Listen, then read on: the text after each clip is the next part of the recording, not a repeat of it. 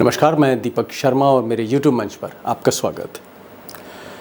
दोस्तों, जिस ब्रांड को आरएसएस और बीजेपी ने आज से कोई 10 साल पहले 2013 के आसपास देश के सामने पेश किया था, हाजिर किया था, क्रिएट किया था, जिस ब्रांड को किंग साइज आदम कद नरेंद्र मोदी, और जिस ब्रांड ने आरएसएस और बीजेपी की उम्मीदों पर खरा उतरते हुए या उम्मीद से ज़्यादा एक के बाद एक ऐतिहासिक जीत दर्ज की, वो ब्रांड मोदी क्या अकेले दम पर आज की तारीख में चुनाव जीतने की ताकत खोता जा रहा है? क्या वो जो मोदी मैजिक है, ब्रांड मोदी, वो मैजिक फीका पड़ रहा है?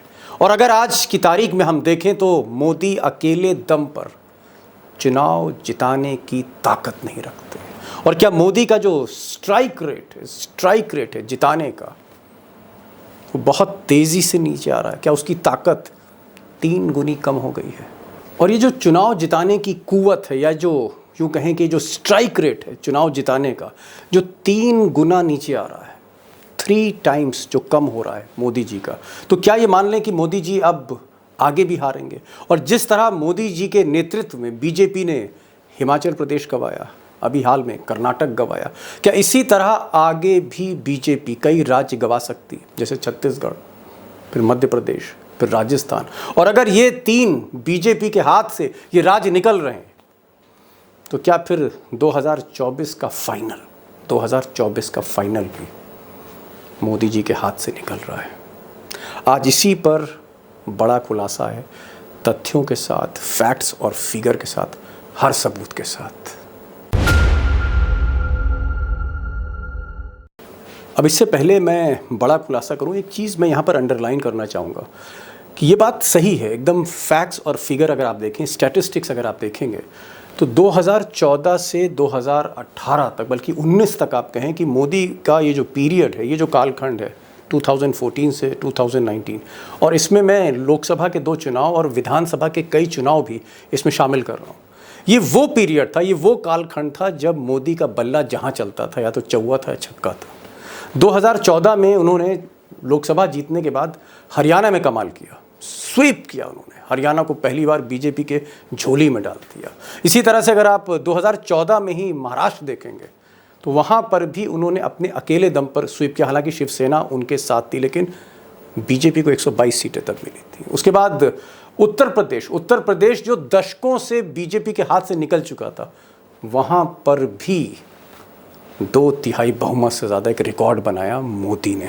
और इसी तरह से पहली बार असम जीत लिया 2016 में, हालांकि 2021 में भी उसको रिपीट किया। तो एक के बाद एक ये जो पीरियड है 14 से 19 तक का, मोदी ने अकेले दम पर बीजेपी को कई बड़े चुनाव में रिकॉर्ड जीत कराई। लेकिन अब ऐसा नहीं है, और यही आज की खबर है कि क्या मोदी मैजिक तेज़ी से फीका पड़ता चला जा रहा है, और जो स्ट्राइक रेट इतनी तेज़ी से नीचे आ रही है, ये क्या संकेत दे रही है कि खेल अब ख़त्म हो रहा है?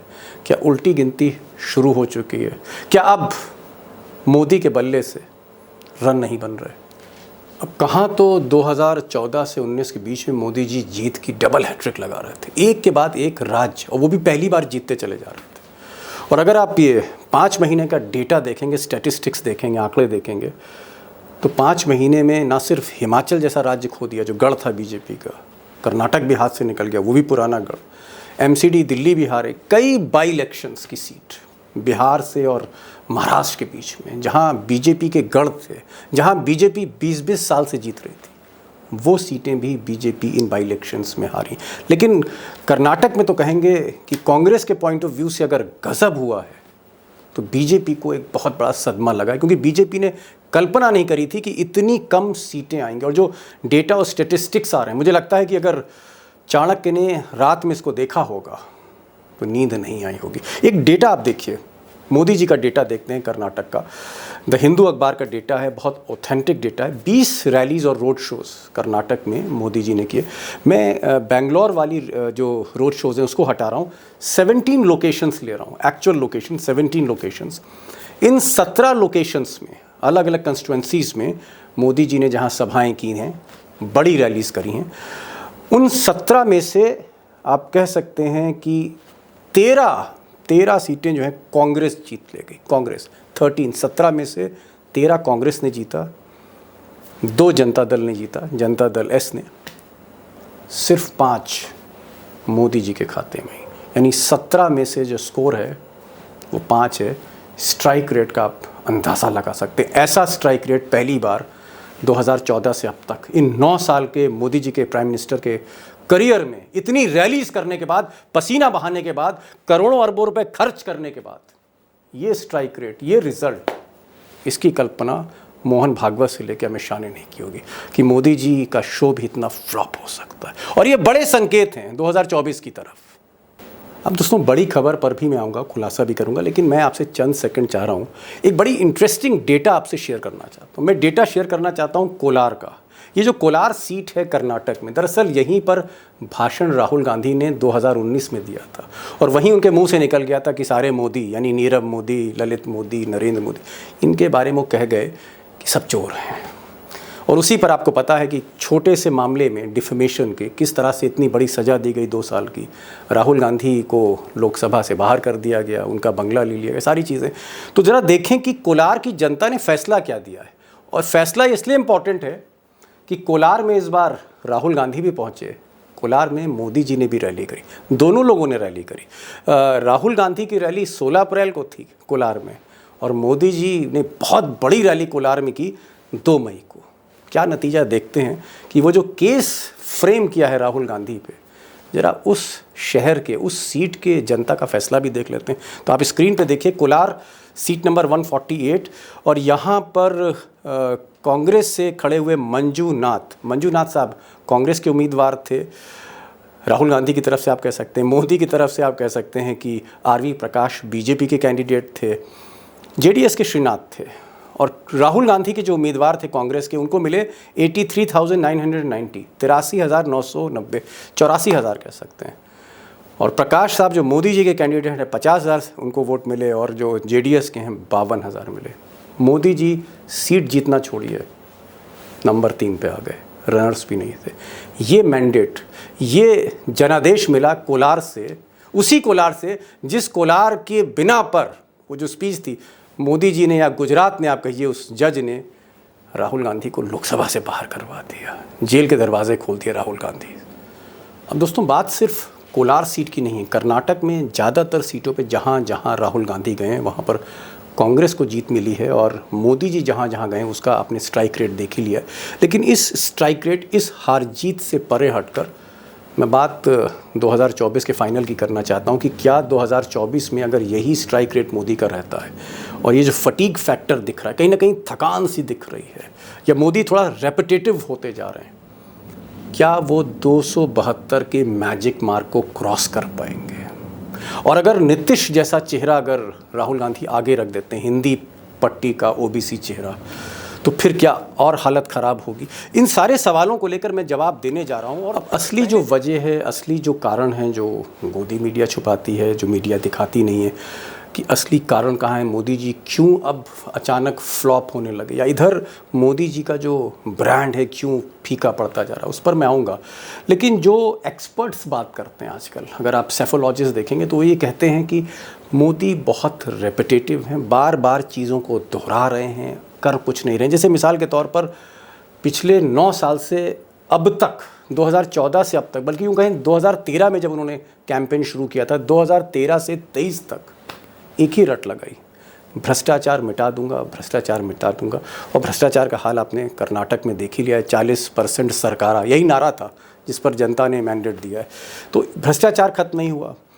आमदनी बढ़ाने की बात की है कि किसान की आमदनी 3 गुना कर देंगे, शहरी आमदनी भी बढ़ाएंगे।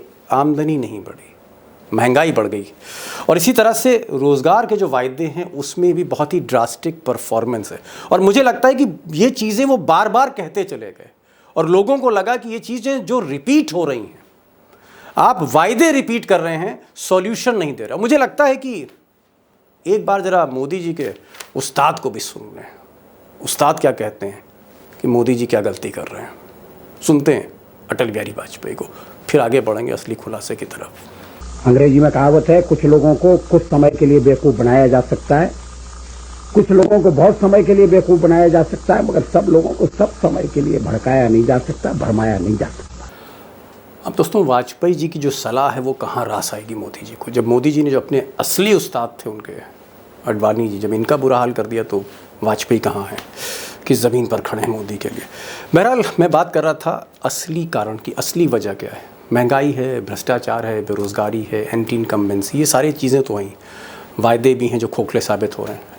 असली वजह का अगर हम बीजेपी के पॉइंट ऑफ व्यू से देखें, अगर हम संगठन के पॉइंट ऑफ व्यू से देखें, ऑर्गेनाइजेशन के पॉइंट ऑफ व्यू से देखें कि बीजेपी के भीतर क्या हो रहा है, टीम बीजेपी में क्या हो रहा है, तो आपको एक तस्वीर दिखेगी कि कर्नाटक की एक हार का कारण भ्रष्टाचार के अलावा ये साहब थे येदियुरप्पा।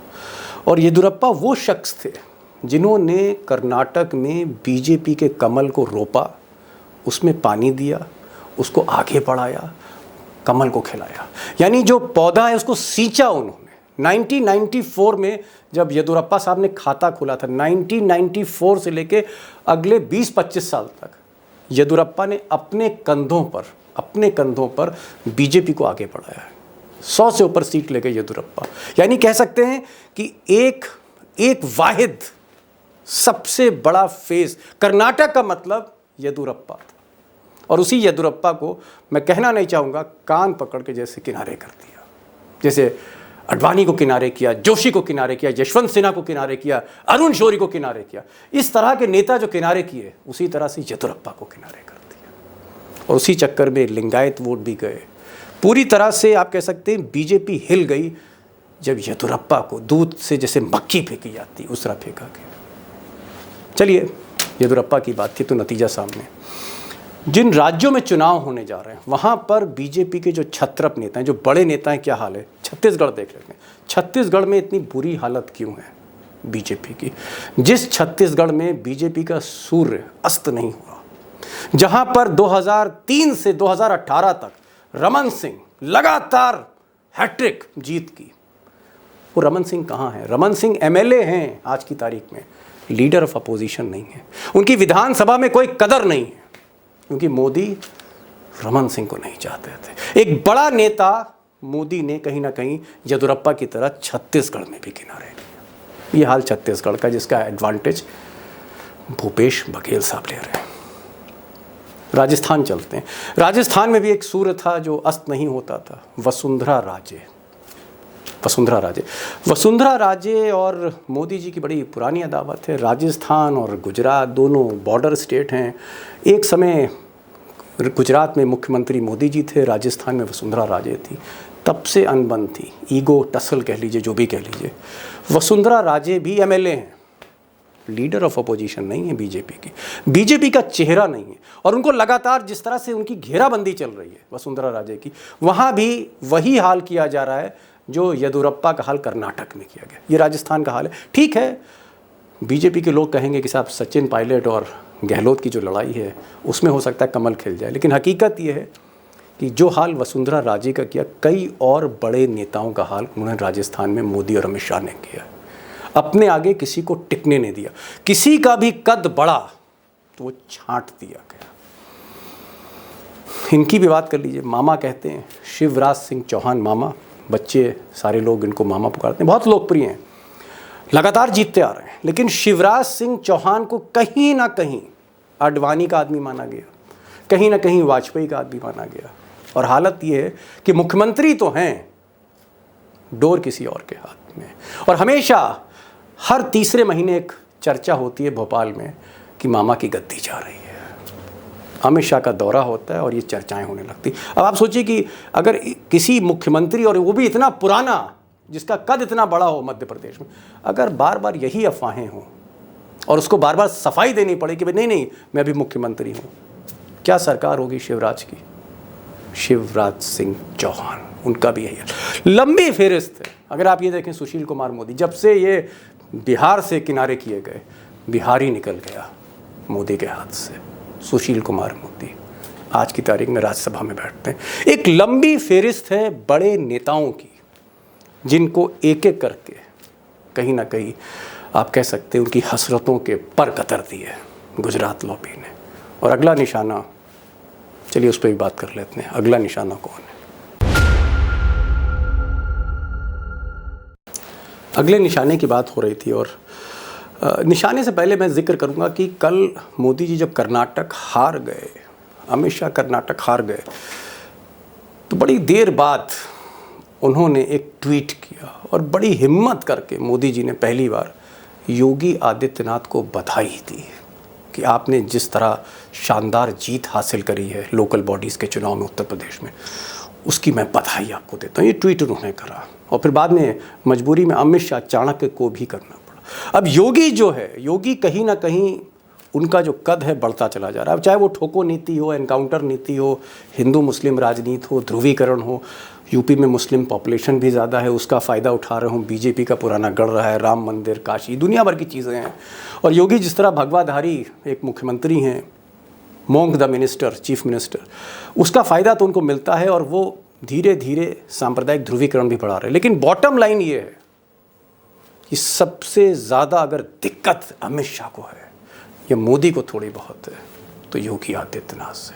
और हो सकता है जैसे जो येदियुरप्पा का हाल हुआ, जो वसुंधरा राजे का हाल है, या रमन सिंह का हाल है, सुशील मोदी का हाल है, जिस दिन भी मौका मिलेगा ये भी येदियुरप्पा हो सकते हैं। और यही बीजेपी की आज की तारीख में सबसे कमज़ोर कड़ी है। महंगाई है, भ्रष्टाचार है, बेरोज़गारी भी है, लेकिन सबसे बड़ी जो प्रॉब्लम है वो यही है, किसी का कद बर्दाश्त नहीं है इस मुल्क के बादशाह को। बहरहाल ये आज का वीडियो था। मैंने कोशिश करी आपके हौसलों से जो हिम्मत होती है, मैंने एक आपको सही तस्वीर दिखाने की कोशिश करी कि बाहर से जो मुद्दे दिख रहे हैं उससे कहीं ज़्यादा मुद्दे पार्टी के भीतर भी हैं। और ये जो द्वंद्व है, ये जो सत्ता का संघर्ष है, ये भी एक कमज़ोर कड़ी है मोदी और शाह की। और लगता है कि 9 साल में ये जो सत्ता संघर्ष है बढ़ा है। मोदी की लालसाएं और महत्वाकांक्षाएं बढ़ रही हैं और दूसरी तरफ उनका ब्रांड कमज़ोर होता चला जा रहा है। इससे भी निपटना होगा मोदी को। वीडियो कैसा लगा आप ज़रूर प्रतिक्रिया अपनी दीजिएगा। एक गुजारिश ये है कि गोदी मीडिया जो आजकल की बिकी हुई मीडिया है वो इस तरह की वीडियोस बनाती नहीं है, दिखाती नहीं, ऐसी खबरों से परहेज़ करती, बल्कि उल्टा खबर दिखाती। तो ऐसे वीडियोस शेयर ज़रूर करिए कि जो वोटर है उसको पता तो लगे कि पर्दे के पीछे सच है क्या। तो इस वीडियो को शेयर करिए व्हाट्सएप पे, फेसबुक पे, अन्य माध्यमों पे, यूट्यूब पे, जहाँ भी आप करिए। तो ये आपसे गुजारिश है। और गुजारिश ये भी है कि अगर आपने सब्सक्राइब नहीं किया है तो उसको सब्सक्राइब कर लीजिए, दोस्तों से कहिए सब्सक्राइब करें अगर आपको ये चैनल अच्छा लगता है। और बेल आइकॉन अगर आप है, इसको अगर आप क्लिक करेंगे तो आपको वीडियो का नोटिफिकेशन मिल जाएगा। तो ये चीज़ आप बेल आइकॉन भी दबा सकते हैं। और अगर मैं फिर कह रहा हूँ कि दोस्तों से कहिए इस चैनल को सब्सक्राइब करें। फिर मिलते हैं एक नई वीडियो के साथ, तब तक के लिए नमस्कार।